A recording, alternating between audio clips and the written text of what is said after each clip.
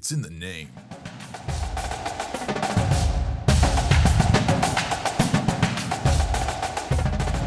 Great Scott, we've officially built a time machine. Today we're firing up the flux capacitor, jumping back to the 1992 college football season and dropping it straight into the modern college football playoff. No polls, no crystal balls, just a 12-team bracket, cold hard numbers, and a whole lot of alternate history chaos.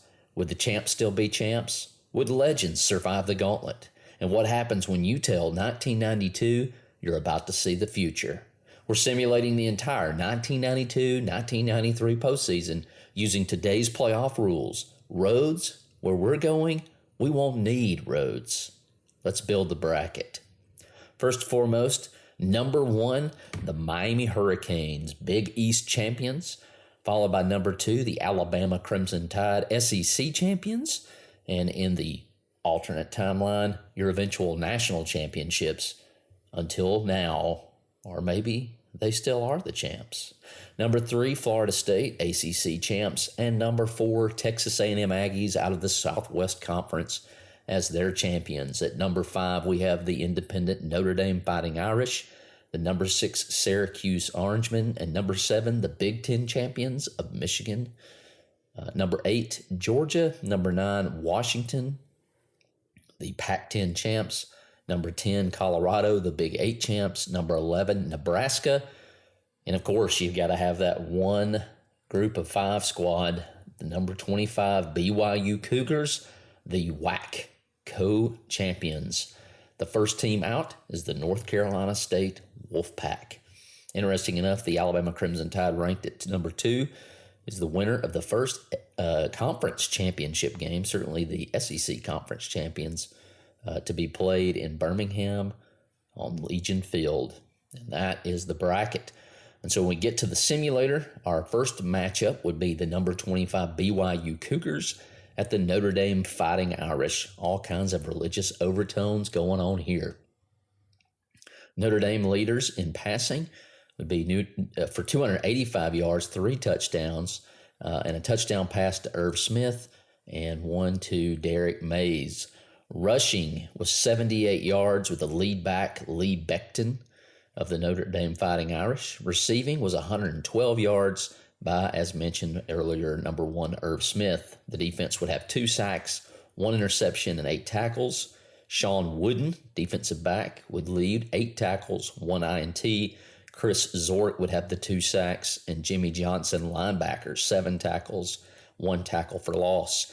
Leading the BYU Cougars, passing 302 yards, 2 touchdowns, 1 interception, rushing for 65 yards, receiving 125. And in the first quarter, let's see. So the final score would be Notre Dame 31, BYU 24, with MVP Notre Dame quarterback Rick Maurer 20 for 30 for 285 yards and 3 touchdowns as the Notre Dame Fighting Irish move on. Keynote to the game, BYU's passing attack kept this close, but Notre Dame converted 2 key late turnovers into touchdowns as the Notre Dame Fighting Irish win the first playoff matchup of all time on campus under Touchdown Jesus. The second matchup of the playoffs would be number 11 Nebraska at number 6 Syracuse Orangemen. Nebraska stats, Tommy Frazier would go 15 of 22 for 170 yards, 1 touchdown, 0 INTs. Derek Brown would lead the Cornhuskers in rushing, 28 carries, 135 yards, and 1 touchdown. Receiving, Johnny Mitchell, 5 receptions for 65 yards and a touchdown. Defensive, INT, 2 sacks, and a turnover, 1 fumble lost. Syracuse would be led by Marvin Graves in passing, 19 of 31, 245 yards, 2 touchdowns, and 1 interception. Rushing, Ishmael, 15 carries, 70 yards, 1 touchdown. And receiving, Floyd Kitchens, 6 receptions for 95 yards and 1 touchdown. Defense had 1 sack, had 1 turnover, 1 INT forced, and lost 1 fumble. The first quarter ended with a Nebraska 7-3 lead. The second quarter ended with a Nebraska 14-10 lead. The third quarter was 21-17 Nebraska lead, and then they would both wrap up the game scoring 6 and 3 in the fourth quarter for a final of Nebraska 27, Syracuse 20. As the Nebraska Cornhuskers move on, MVP would be the linebacker for Nebraska, 1 interception, 2 sacks, and a key stop in the fourth quarter for the Cornhuskers to get the upset over number 6 Syracuse on their own field. The third matchup would be number 10 Colorado at number 7 Michigan. Passing was led by Elvis Gerbach from Michigan, 21 of 32, 285 yards, 3 touchdowns, 0 interceptions. Rushing, Ricky Powers, 22 carries, 110 yards, and 1 touchdown. Derek Alexander led the Wolverines in receiving, 8 receptions, 120 yards, 2 touchdowns. Defense had 1 interception, 3 sacks, and they lost an interception as well. Colorado stats, they were led in passing by Charles Johnson, 18 of 29, 210 yards, 1 touchdown, 1 INT. Led in rushing by Michael Westbrook, a familiar name, 16 carries, 75 yards, 1 touchdown. They were led in receiving by Ray Caruth, 5 receptions, 95 yards, 1 touchdown. Defense had 2 sacks. They lost an INT and a fumble. Scoring, Michigan scored a touchdown in the first quarter to lead 7-0. They scored 10 in the second, only to be answered by Colorado by 7, making it 17-7 headed to halftime.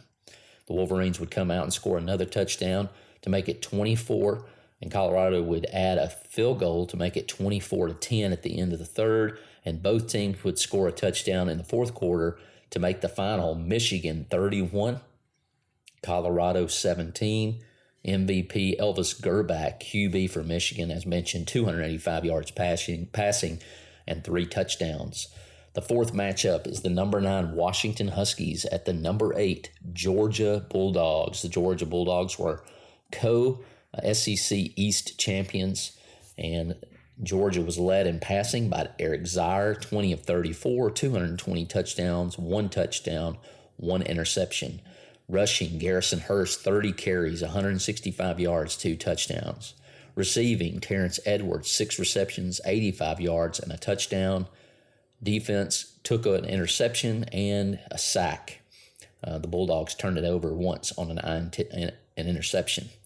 Washington was led in passing by Mark Brunell, 23 of 37, 260 yards, 2 touchdowns, but also threw 2 interceptions. Rushing, they were led by Napoleon Kaufman, 20 carries, 95 yards, and a touchdown. Receiving, Mario Bailey, 8 receptions, 110 yards, and a touchdown. They had 2 sacks, but as mentioned, gave up 2 interceptions. And so the Georgia team led 7-3 at the end of the first quarter.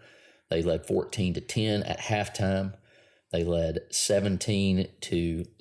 were tied 17-17 at the end of the third, going to the fourth quarter. And Georgia pulls off the win, scoring 7 in the fourth, and Washington held to a 6 in a tight ball game. Georgia wins 24-23.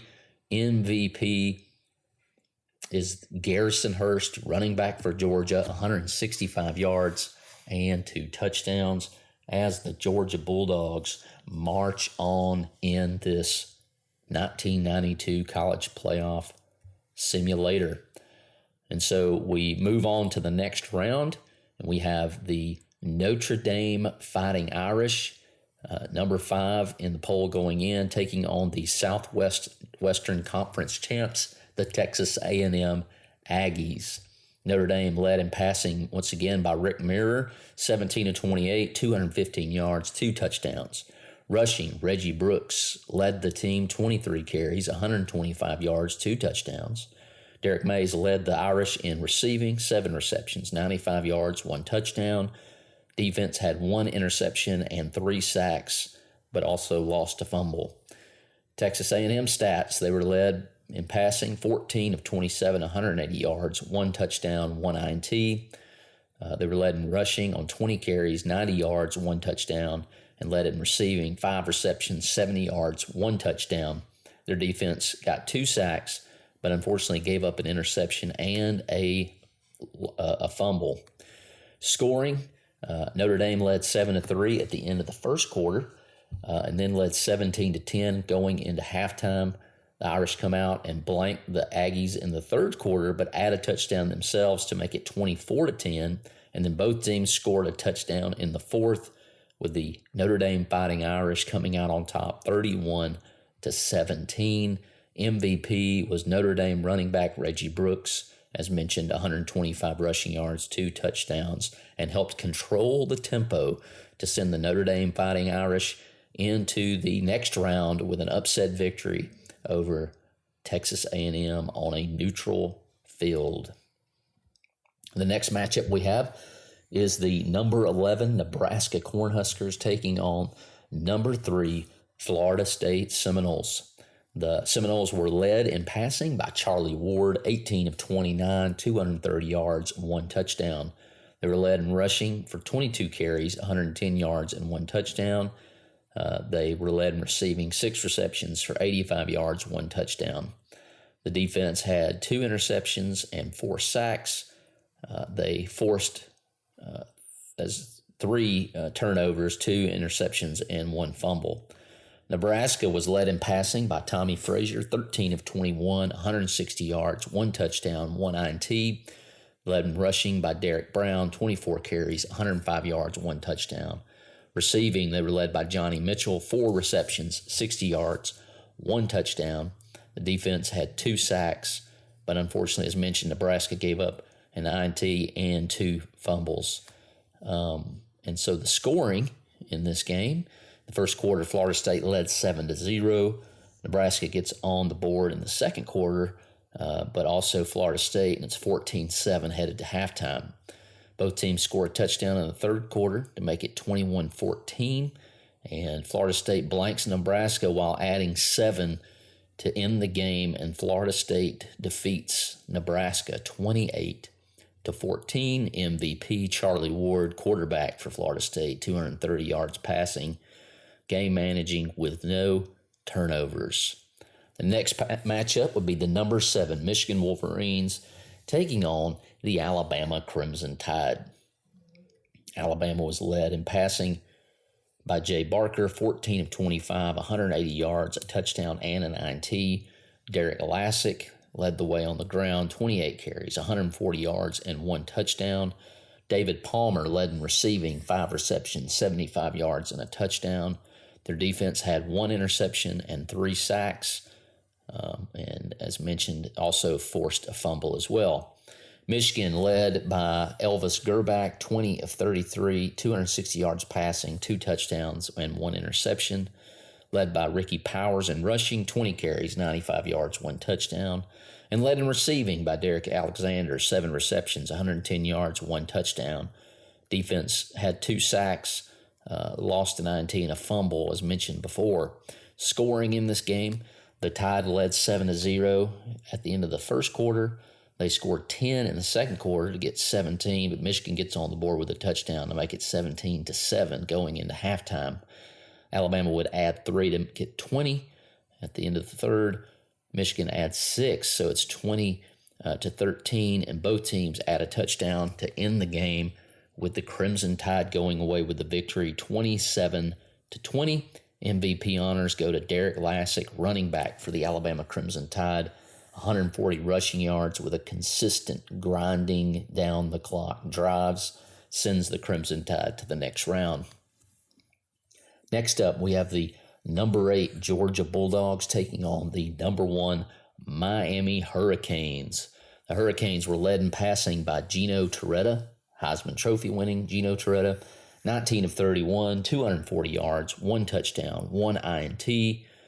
Rushing at 21 carries, 110 yards, and 1 touchdown. Their top receiver, 6 receptions, 90 yards, 1 touchdown. Their defense had 2 interceptions and 2 sacks. Georgia was led in passing by Eric Zier, 22 of 35, 260 yards, 2 touchdowns, and 1 INT. Led in rushing by Garrison Hurst, 25 carries, 130 yards, 1 touchdown. Receiving, Terrence Edwards, 7 receptions, 95 yards, 1 touchdown. Their defense accumulated 1 sack and forced an INT, but they lost a fumble themselves. Scoring in this game, the Hurricanes got on the board first, 7-0. The second quarter, both teams got a touchdown. Miami leading 14-7 headed to halftime. Georgia scored a touchdown in the third quarter to get to 14. The Hurricanes at 17-14 headed to the final stanza. Both teams add a touchdown, and that means Miami gets the 24-21 win over the Georgia Bulldogs. Miami going to move on as the number 1 seed, playing the number 5 Notre Dame Fighting Irish. Miami is led in passing by Heisman Trophy winning Gino Torretta, 21 of 32, 275 yards, 2 touchdowns, and an INT. They're led in rushing, 22 carries, 115 yards, 1 touchdown. Led in receiving for 7 receptions, 105 yards, 1 touchdown. The defense had 2 INTs and 2 sacks. Notre Dame is led in passing by Rick Mirror, 19 of 30, 245 yards, 2 touchdowns, 1 INT. Rushing, Reggie Brooks, 25 carries, 130 yards, 1 touchdown. Receiving, Derek Mays, 6 receptions, 95 yards, 1 touchdown. Defense had 1 interception and 2 sacks. And of course, they gave up the interception. Quarter by quarter scoring, Miami led at the end of the first 7-3. Miami would go to halftime with a 17-10 lead. The third quarter and fourth quarter, both teams add 7 points for a Miami Hurricanes victory as they move on to the national championship game matchup, with Gino Torretta taking MVP honors, 275 passing yards, 2 touchdowns, and managed the clock effectively. Who would they play? Would they face what held up to actually happen in history? The Crimson Tide of Alabama, ranked number 2, SEC champs. We will see. Leading the stats, Charlie Ward, 19 of 30, 240 yards, 2 touchdowns, no interceptions. He was a rushing leader, was also 20 carries, 120 yards, 1 touchdown. And leading receiver, 6 receptions, 90 yards, 1 touchdown. The defense had 1 interception and 3 sacks. Alabama was led in passing by Jay Barker, 17 of 29, 215 yards, 1 touchdown, 1 INT. Derek Lassick had 26 carries, 135 yards, and 1 touchdown. Led in receiving by David Palmer, 5 receptions, 80 yards, 1 touchdown. The defense had 2 sacks but no turnovers. Scoring was tied at 7 at the end of the first quarter, tied at 14 going to halftime. Florida State would add 7 and Alabama 3 in the third quarter, and both teams would score a touchdown in the fourth quarter as Florida State upsets history, upsets the apple cart, and moves on to the national championship, where the Miami Hurricanes and Heisman Trophy winning Gino Torretta at 28-24. MVP, Charlie Ward, Florida State, 240 passing yards, 2 touchdowns, controlled tempo late in the fourth quarter. And so as we get ready for the national championship in the 1992, January 1st, 1993 Sugar Bowl, with both teams hailing from the Sunshine State, number 3, Florida State, and future Heisman Trophy winner, if he didn't win it the year before, Charlie Ward, taking on 1992 Heisman Trophy winner, number 1, Miami, in the Sugar Bowl.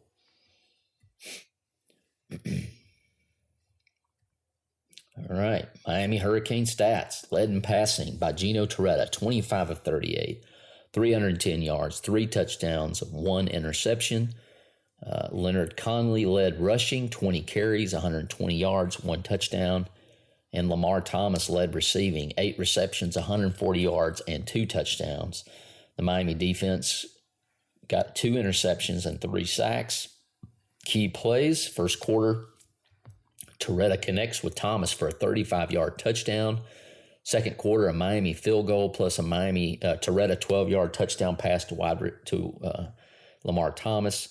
In the fourth quarter, Miami scores a go-ahead touchdown with 3:15 remaining after defensive stop. Your MVP is Gino Torretta, QB, Miami, 310 passing yards, 3 touchdowns, 1 INT, and led a comeback drive in the fourth quarter to win 34-31. We'll get to the scoring breakdown in just a moment. Charlie Ward leads passing for the Seminoles, 22 of 35, 275, 2 touchdowns, 1 INT. Rushing, led by Warwick Dunn, 22 carries, 110 yards, and 1 touchdown. Kes McCorvey leads receiving, 7 receptions, 120 yards, 2 touchdowns. Defense had 1 interception and 2 sacks. Key plays for the Seminoles. Second quarter, Ward throws an 18-yard touchdown pass and plus a 6-yard rushing touchdown by Warwick Dunn. Third quarter, Charlie Ward hits a 25-yard touchdown pass. In the fourth quarter, Florida State ties at 31 with 2:10 remaining, but fails on a 2-point conversion. Of course, Charlie Ward is the Florida State MVP candidate, which Gino Torretta takes themselves. The scoring, we have a 7-3 Miami Hurricane lead at the end of the first quarter, a 17-17 tie after a 14-point second quarter from the Florida State Seminoles. As we go to halftime, both teams come out and score 7 in the third quarter. Miami edges them out, as mentioned before, scoring 10, while Florida State scored 7 for a 34-31 victory. Game summary and key notes. Both quarterbacks excel, but Miami's passing attack, Torretta plus Lamar Thomas, edges out Florida State. Miami led time of possession 32-15 to Florida State's 27-45. Miami had 450 total yards, only 30 yards more than Florida State. Miami had 1 turnover, while Florida State had 2. And as mentioned, game decided by Miami's late fourth quarter touchdown and defensive stop.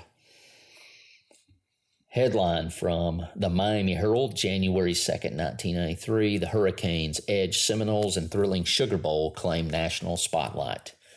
Article, New Orleans. The Sugar Bowl lived up to every ounce of its hype as the number 1 Miami Hurricanes defeated the number 3 Florida State Seminoles 34-31 in heart-stopping showdown at the Louisiana Superdome yesterday. With the national spotlight on both programs, Miami showed why it remains college football's premier powerhouse, edging Florida State in a contest that will be remembered for its electrifying plays in tense final minutes. Quarterback Gino Torretta orchestrated a masterful performance for the Hurricanes, completing 25 of 38 for 310 and 3 touchdowns, including a game-winning 27-yard strike to wide receiver Lamar Thomas with just over 3 minutes remaining. "We knew it would be a battle," Torretta said after the game. "Florida State is an incredible team, and our guys executed when it mattered most." Miami jumped out to an early lead, with Torretta connecting with Thomas for a 35-yard touchdown on the opening drive. The Hurricanes continued to apply pressure through the first half, combining a field goal with another passing touchdown to take a 17-3 advantage into the second quarter. Florida State's Charlie Ward kept the Seminoles in striking distance, connecting with top receiver Kes McCorvey for 2 touchdowns and rushing for another, cutting Miami's lead to just 3 points late in the fourth quarter. But Miami's defense rose to the occasion when it counted. Cornerback Darrell Williams intercepted a Ward pass with just under 4 minutes left, setting up the Hurricanes' go-ahead touchdown. "Our defense knew the moment was ours," said Coach Dennis Erickson. "We practiced for situations like this, and the players delivered." Miami amassed 450 total yards with a balanced attack that kept the Seminoles off balance all afternoon. Florida State finished with 420 total yards, but 2 critical turnovers proved costly in a game where every possession mattered. Time of possession slightly favored Miami at 32-15, reflecting the Hurricanes' ability to control the tempo when needed. The win caps a remarkable season for Miami, finishing with a perfect record and cementing their status atop the national rankings. For Florida State, it was a tough loss, but a reminder of the rivalry's intensity and the razor-thin margin separating the nation's elite teams. "This is what college football is all about," said Lamar Thomas, who finished with 140 receiving yards and 2 touchdowns. "Games like this are why you play, to leave it all on the field, and I'm proud of how we did it."